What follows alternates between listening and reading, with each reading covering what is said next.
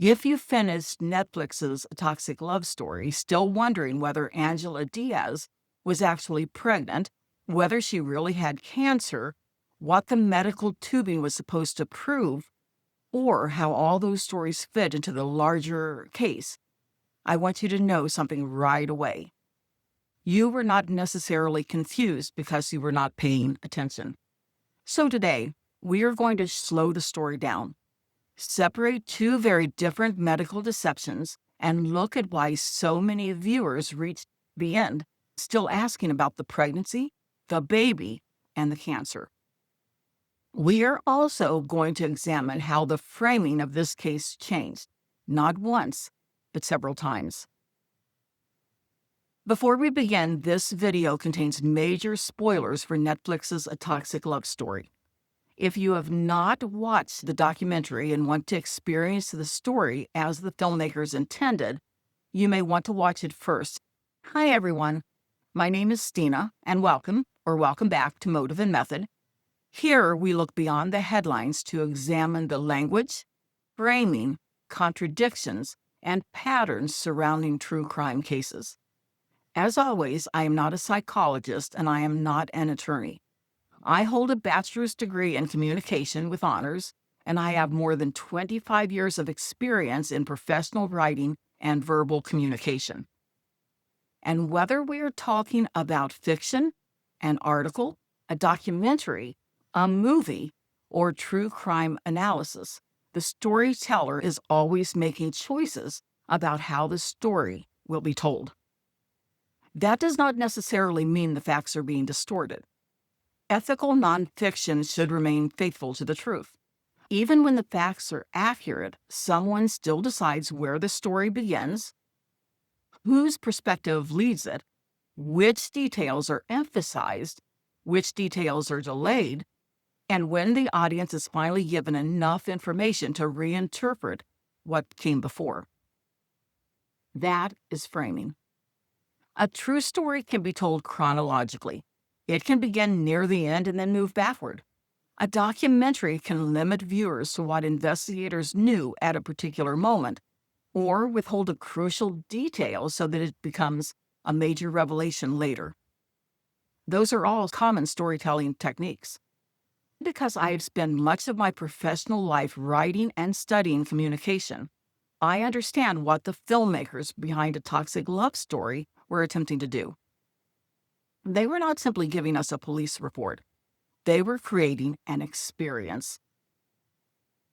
In Netflix's companion coverage, director Alexandra Lacey explained that the documentary was structured so viewers would experience the story largely as it unfolded. In other words, the audience would receive information much as investigators and the public received it. Then, as new evidence emerged, earlier assumptions would begin to fall apart. That helps explain many of the choices the filmmakers made. They wanted us to initially see Angela as investigators saw her, a newlywed who claimed she was pregnant with twins and who appeared to be receiving terrifying threats from her husband's former fiancé.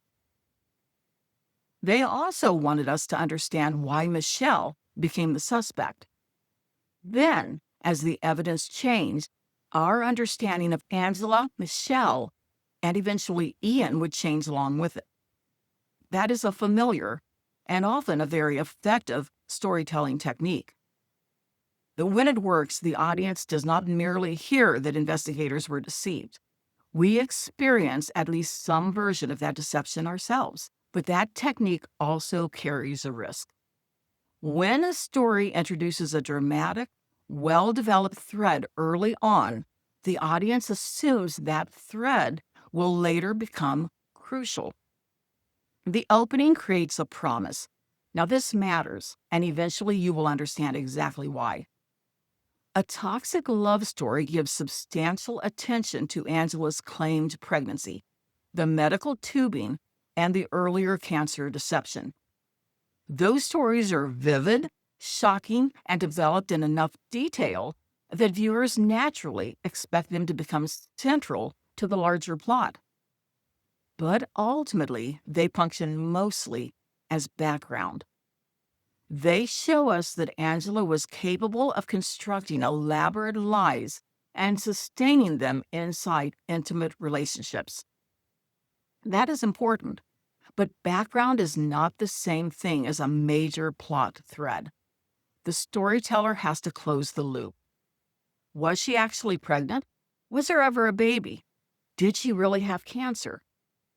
And how did those stories connect to the central case involving Michelle and Ian? That brings me to why I decided to make this video. After watching the documentary, I went to the comments section beneath Elise's recent coverage of the case. Her video presents the story in a more chronological and detailed way, including information that was condensed, separated, or not fully explored in the Netflix documentary. As I read through the comments, I noticed that many viewers were asking similar questions. Was Angela really pregnant? Was the cancer real? Was the medical tubing connected to the pregnancy? Had she been pregnant and then lost the babies? When did Ian learn that the pregnancy was false? Those are all reasonable questions. But mixed in, among the helpful responses, were comments that seemed almost amused by the confusion. Some people responded as though anyone who did not immediately understand the documentary must simply have failed to pay attention. So, reading some of those comments, I found myself almost offended on behalf of the viewers. It felt less like engaging with the audience and more like talking down to them. And I want to be very clear about this. I do not approve of shaming people for asking reasonable questions. I am not criticizing Elise, and I am certainly not blaming her for the tone of individual comments beneath her video. In fact, her coverage helps clarify several of the details we need to discuss here. But confusion is not always evidence that an audience failed. Sometimes viewers understand the basic sequence of events and still feel that an important part of the story was never fully resolved.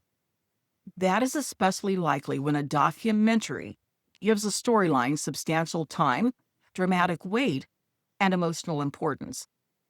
That reminds me of something one of my college writing instructors once taught me. It was a fiction writing workshop, and each week we shared our work with the class and listened as the other students critiqued it, which, I will admit, I absolutely hated. Writers can become very attached to their work, and criticism can feel personal. During one of these workshops, several people said they did not understand part of another student's story. He became defensive, quite defensive actually, and said, essentially, that he did not care whether people understood it. And our instructor immediately stopped him. She explained that yes, there will always be some readers who do not understand every choice a writer makes.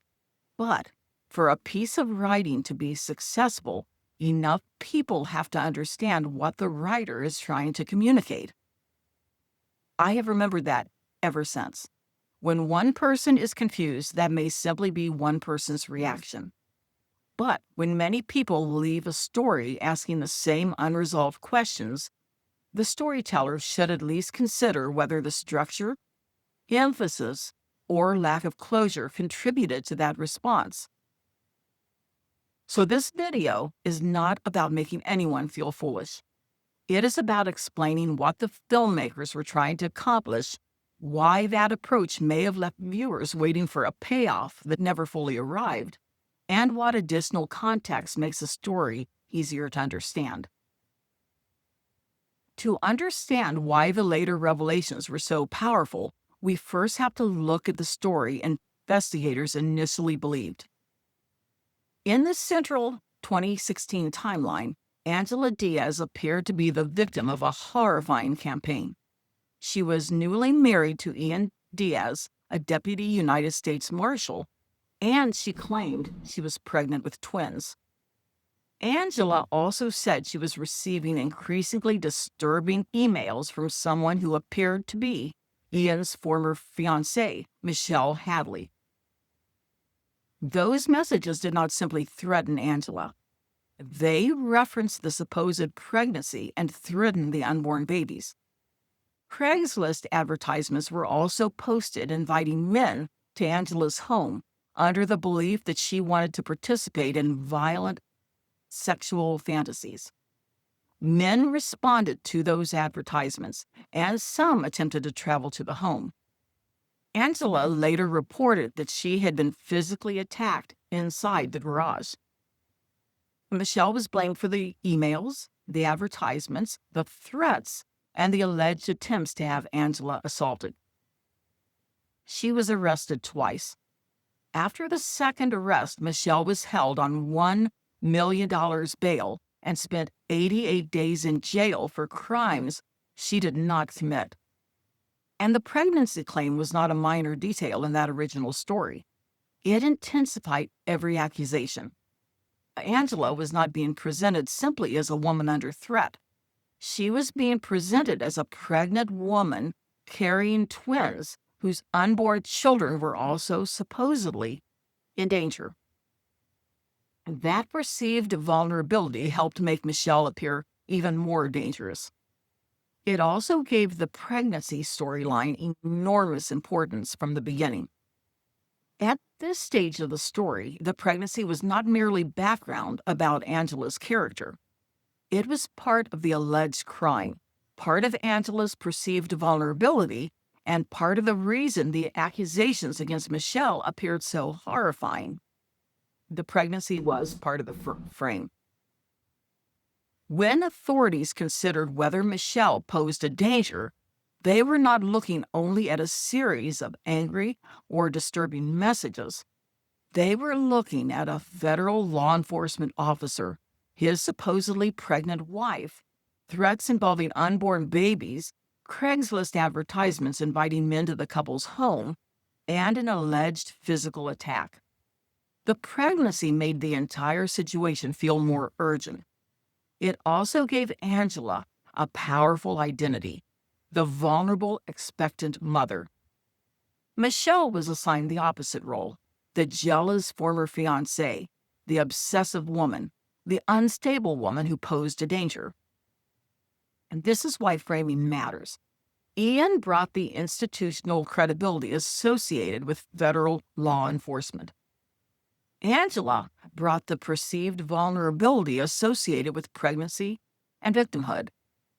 And Michelle entered the story carrying a character that had already been created for her.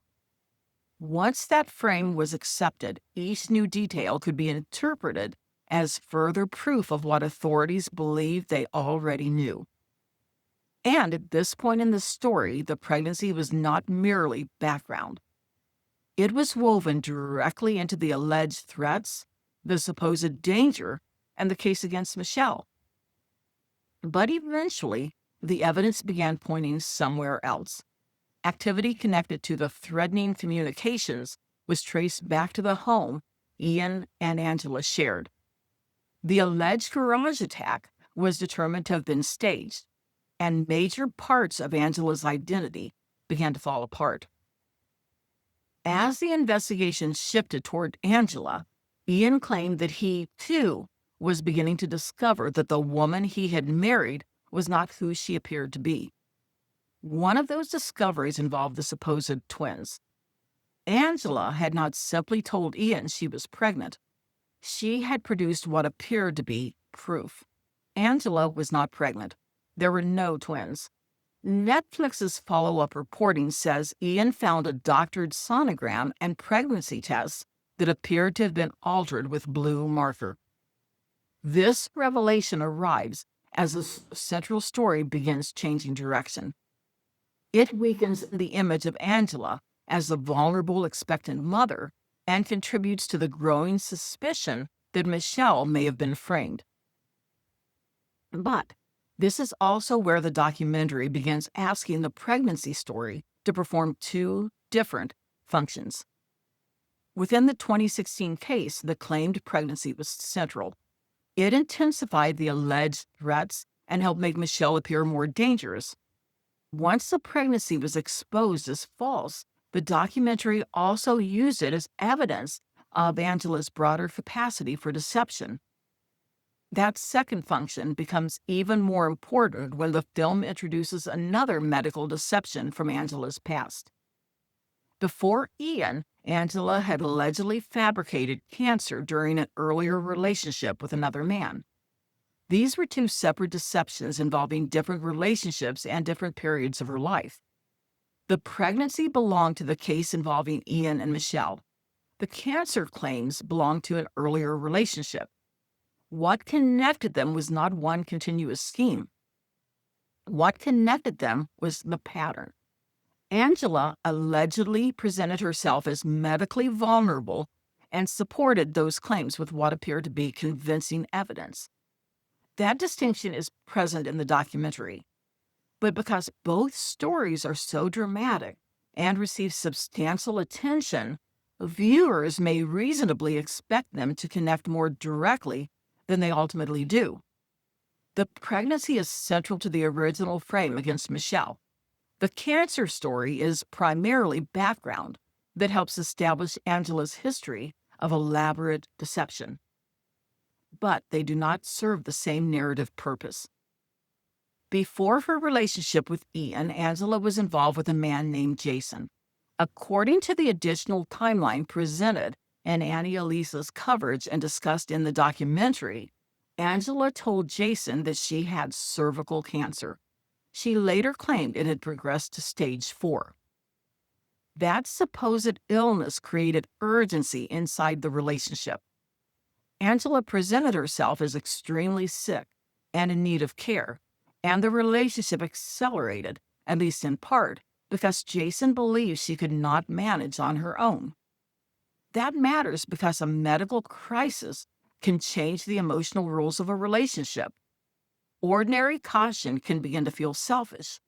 Hesitation can feel like abandonment. Someone may think, how can I slow this relationship down when the person I love is fighting cancer? Angela reportedly shaved her head and presented herself as preparing for or undergoing treatment. But over time, the people around her began noticing that parts of the story did not make sense. Netflix's follow-up reporting says a clinic receptionist told Jason that Angela was not receiving cancer treatment there at all. She was reportedly being treated for a mole removal.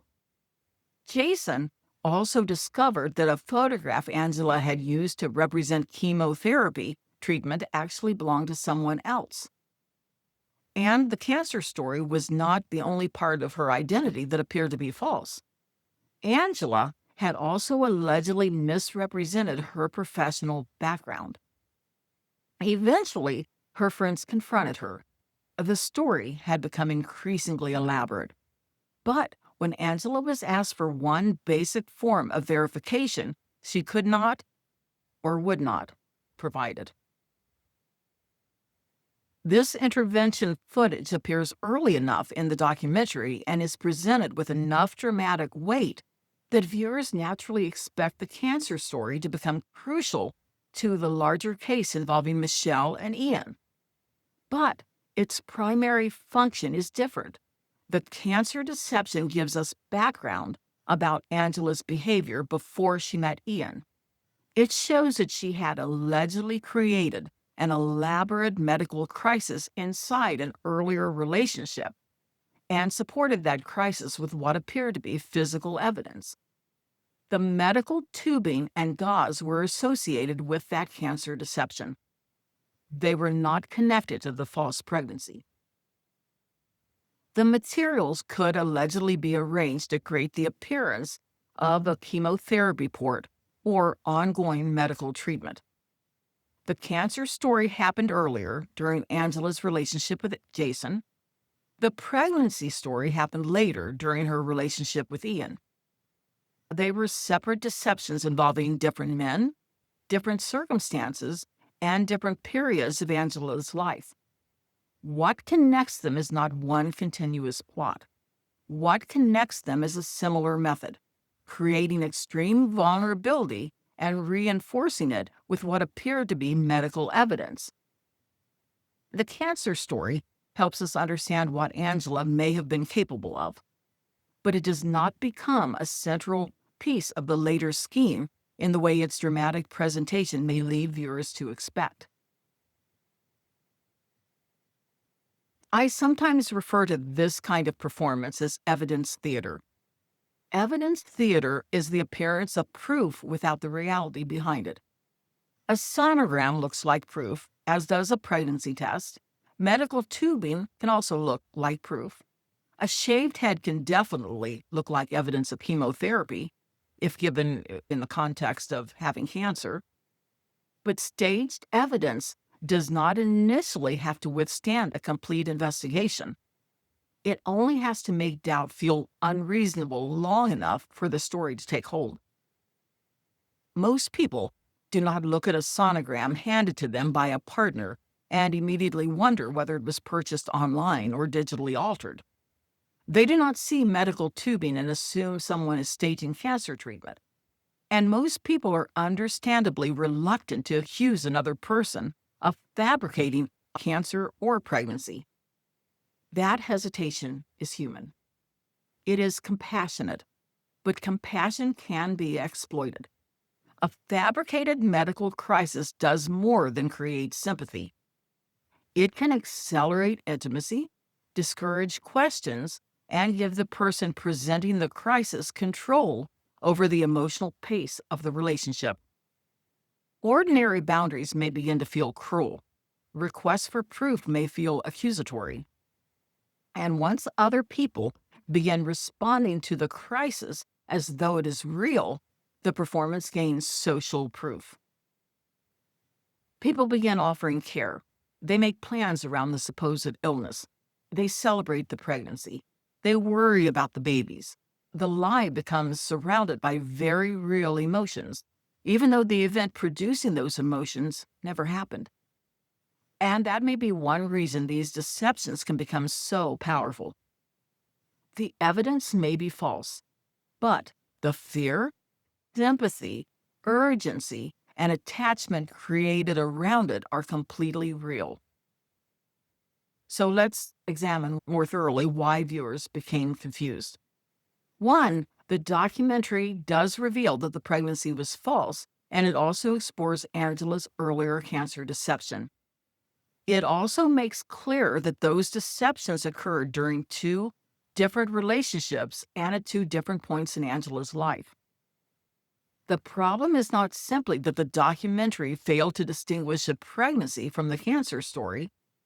The larger problem is how those stories were developed and what that development taught viewers to expect.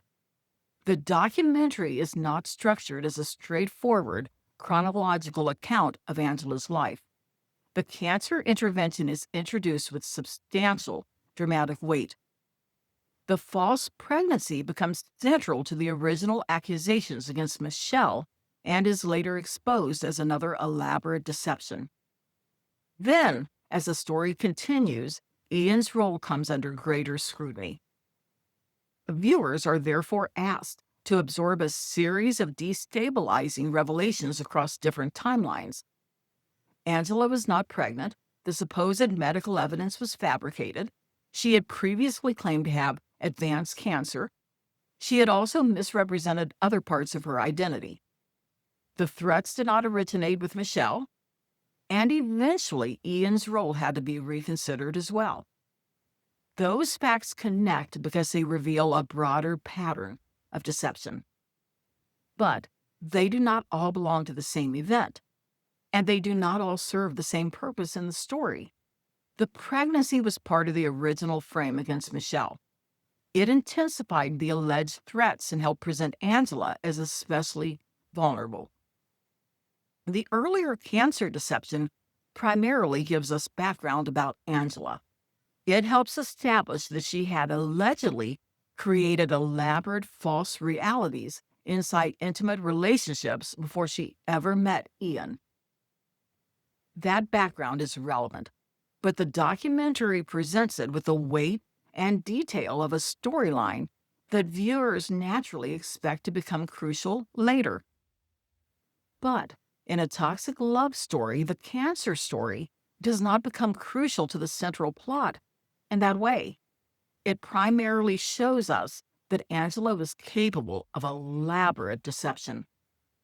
The filmmakers develop it like a major plot thread, but ultimately use it mainly as character history. And that mismatch may explain why viewers continued asking about the baby, the pregnancy, and the cancer even after the documentary had technically provided enough information to infer the answers. They were not necessarily asking because they failed to understand that the incidents were separate. They may have been waiting for the documentary to finish a story it had taught them to experience as central. A twist versus an explanation. This is a distinction I want to make. Productive uncertainty causes the audience to ask, who is actually behind this? Unresolved confusion causes the audience to ask, wait, was she pregnant or not? Or, what happened to the baby? Or, what did the cancer story ultimately have to do with a later case? A plot twist temporarily disrupts our understanding, but eventually the explanation should restore it. A viewer should be able to identify what was real, what was false, when each deception occurred, who participated, and how investigators' understanding changed over time. For some viewers, the documentary accomplished that. They understood the pregnancy and cancer stories as separate examples of Angela's pattern of deception. For others, judging by the repeated questions in several comment sections, the distinction may have been understandable, while the closure still felt incomplete. So, I do not believe the filmmakers failed to create suspense. They succeeded at creating suspense. They also succeeded at creating shock. But suspense, surprise, chronology, and narrative closure are not the same accomplishment. Once Angela's deceptions were exposed, the story appeared to have found its answer. Michelle was innocent, the pregnancy was fabricated, the threats and supposed attacks had been staged or manufactured. Angela also had a history of allegedly fabricating serious illness, professional credentials, and other parts of her identity. She was arrested in January 2017, later pleaded guilty, and was sentenced to 5 years in prison. And that created another very believable frame. Angela was the mastermind. Ian was simply another person she had fooled. He could now be seen as a respected deputy United States Marshal who had married a woman capable of fabricating cancer, pregnancy, medical evidence, professional identities, and an entire criminal campaign against his former fiancée. The more elaborate Angela's history appeared, the easier it became to believe that she alone had engineered everything. Her earlier cancer deception now reinforced that explanation. If Angela had already constructed an elaborate medical crisis inside one relationship, then it became easier to believe that she had constructed the entire campaign against Michelle without Ian's knowledge. And for a time, that explanation worked. Ian was able to present himself as a husband who had also been deceived. He claimed that he believed the pregnancy was real, that he believed Michelle was threatening them, and he portrayed his reports to police as the actions of a husband and a federal law enforcement officer trying to protect his family. When Angela's lies began collapsing, Ian said he was discovering the truth along with everyone else. That explanation was powerful because part of it sounded plausible. Angela had deceived other people. She had created false identities, staged medical crises. She had supported those deceptions with what appeared to be evidence. So, why would Ian necessarily be different from anyone else she had fooled? But a plausible story is not automatically a true one. And this case contains two remarkably successful frames. First, Michelle was framed as a dangerous former fiancé. Then, when that story collapsed, Ian presented himself as Angela's unsuspecting husband, another victim of Angela, in other words. The first frame put Michelle in jail. The second protected Ian from prosecution for years. So, One question I have seen from viewers is this: how could Angela go to prison without Ian being charged at the same time? And how could his role remain hidden for so long? The answer is that proving Angela had fabricated major parts of the story did not automatically prove beyond a reasonable doubt that Ian had knowingly participated in the conspiracy. Angela's history gave him cover. His occupation gave him credibility. And his reports to police could initially be interpreted as the actions of a federal law enforcement officer trying to protect himself and his wife. The same history that exposed Angela as deceptive also made Ian's victim story easier to believe. If Angela had fabricated cancer, pregnancy, medical evidence, professional credentials, and other parts of her identity, then it was not difficult to imagine that she had deceived her husband, too. But investigators continued examining Ian's role. The investigation began in 2017, and the federal case took years to build. Ian was charged in 2021, convicted by a federal jury in March 2023, and sentenced that June to 10 years and 1 month in prison.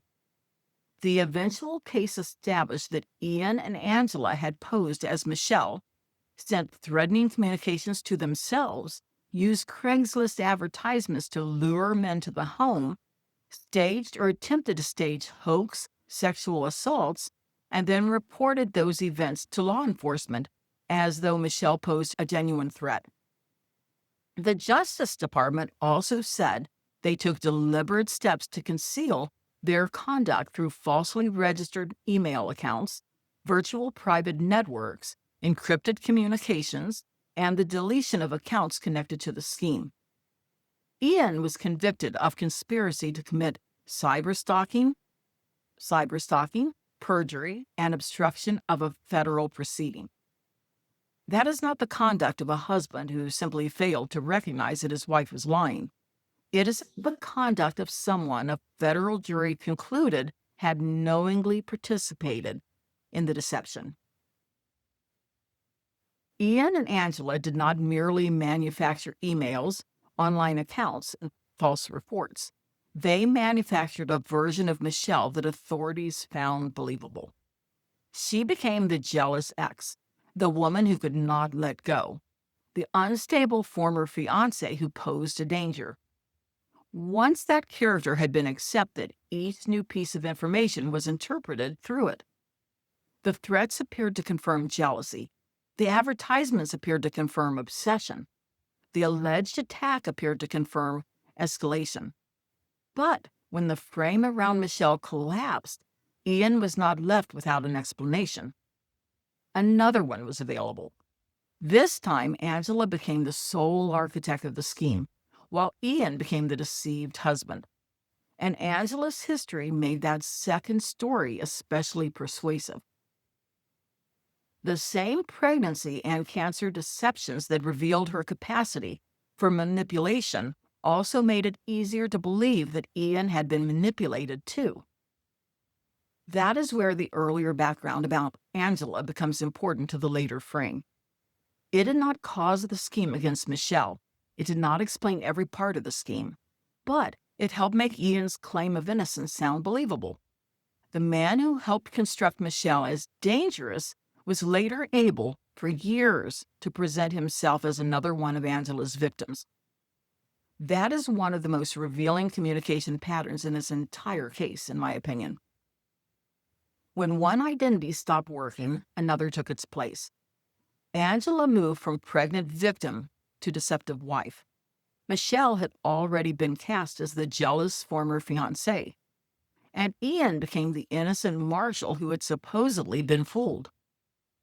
Each frame assigned innocence to one person and suspicion to another, and each new frame directed attention toward one person while drawing it away from someone else.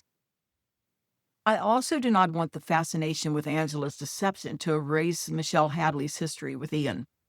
I have already made a separate video examining what I believe the documentary did not fully explore about Michelle's relationship with him. In that video, I discuss Michelle's allegations involving control, surveillance, sexual pressure, threats involving law enforcement, financial sacrifice, and the gradual erosion of her independence. I will link that discussion below because I do not want to repeat the entire analysis here. But the essential point is this: Michelle was not simply a random former fiancé who suddenly became the target of an unbelievable scheme. According to Michelle, troubling patterns involving Ian existed before Angela entered the story. The criminal frame-up did not create the jealous and unstable ex character from nothing. It was layered onto a version of Michelle that had already been established. Ian and Angela then manufactured evidence that appeared to make that character real. That is why Michelle's earlier allegations matter. Angela's history helps us understand her capacity for elaborate deception. Michelle's history with Ian helps us understand why the jealous ex narrative may have been so useful to him. And Ian's eventual conviction prevents us from reducing this case to a deceptive wife fooling a completely innocent husband. There is also an important storytelling distinction here. The documentary gives us disturbing background about Michelle's relationship with Ian, including allegations involving sexual pressure and control. But viewers do not seem to finish the documentary repeatedly asking how every one of those earlier incidents was resolved. They understand that material primarily as background about Ian and the relationship Michelle says she experienced with him. Angela's pregnancy and cancer stories are received quite differently. They are vivid, shocking, and developed with the dramatic weight of mysteries the audience expects the documentary to finish. That difference helps explain why viewers keep asking about the baby, the pregnancy, and the cancer. It is not simply the subject matter that created confusion. It is the way the material was framed. This is where Elise's coverage becomes especially useful. Her video follows a more chronological structure and includes additional research about Angela's earlier relationship, the cancer claims, the apparent medical props, the pregnancy evidence, and the order in which those deceptions were uncovered. I want to give Elise and her research team proper credit for assembling that additional information. But my purpose here is not simply to repeat her deep dive. My focus is communication. What changes when the same facts are organized differently? Netflix frames the story around discovery, uncertainty, and shifting suspicion. Elise's coverage provides more chronology and additional detail. And I am looking at why viewers were left with certain questions and what those questions teach us about the way nonfiction stories are framed. Viewers may understand the chronology and still feel that a storyline was never fully completed. They may recognize that the pregnancy and cancer deceptions were separate and still wonder why those stories were given so much dramatic importance if they were primarily intended as character background. That is not necessarily a failure to pay attention. It may be a response to the expectations the documentary itself created. At some point, the audience must be able to separate the original allegation from the established fact. Viewers need to understand which evidence was fabricated, which claims belong to different periods, and when someone initially presented as a victim was later proven to have participated in the crime. But factual clarification is only part of the storyteller's responsibility. The story must also fulfill or deliberately resolve the expectations created by its own structure. If it functions primarily as background, the film may need to signal that more clearly. Otherwise, viewers may successfully follow the facts while still feeling that the story opened a door it never fully closed. That is a valid and interesting approach. And for many viewers, it worked. But because the documentary moves through so many reversals, and because it develops the pregnancy and cancer stories with such dramatic weight, some viewers were left not merely inside the collapse of the original story, but waiting for a narrative payoff that never fully arrived. The documentary reconstructs the deception. It does not always reconstruct the audience expectations afterward. So no, I do not believe viewers should be mocked because they did not immediately understand all of this.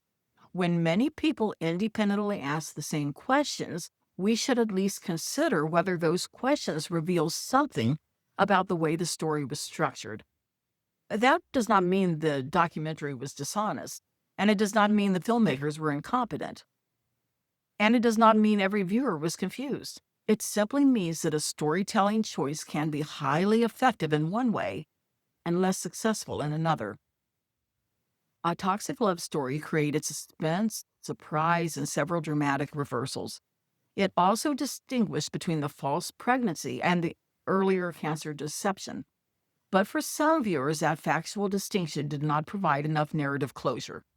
And that may be why viewers reach the end still asking, what happened with the baby? Was she ever pregnant? What about the cancer? Those viewers may not have failed to understand that the incidents were separate.